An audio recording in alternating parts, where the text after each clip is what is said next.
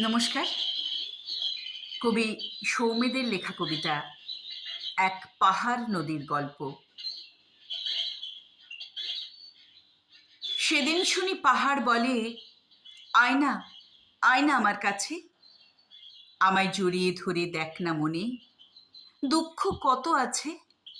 আমি বলি, পাহাড়, তোমার আবার দুঃখ কিসের?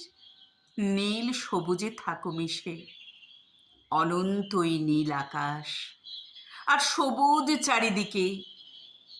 পাহাড় বলে, এসব কিছুর মাঝখানেও সবই লাগে ফিকে।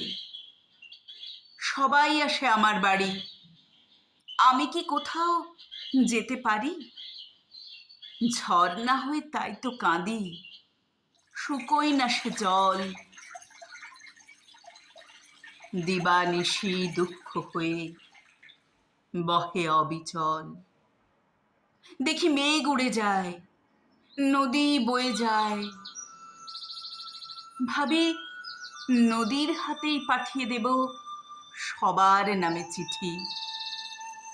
মেঘ নদীকে পিয়ন করে, মেঘ পিয়নের ডাকে করে আমার খবর সবার কাছে পৌঁছে যায় যদি।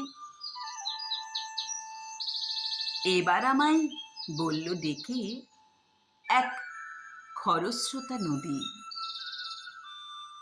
বন্ধু, তোমার সাথে গল্প করার সময় পেতাম যদি। সকাল থেকে রাত্রি আমি শুধুই বয়ে চলি, চলার পথের স্মৃতি যত পিছনে ফেলে চলি। আমি বলি, তোমার থেকে শিখবো আমি এগিয়ে চলার নীতি। যাও না তুমি কখনোই নিজের বিপরীতে, অতীত ভুলে এগিয়ে চলো ভবিষ্যতের দিকে। কেমন করে অতীত ভুলে মানুষ বাঁচতে শেখে? নদী, তোমার ধারে বসে আমি শিখি তোমায় দেখে। কেমন করে অতীত ভুলে মানুষ বাঁচতে শেখে?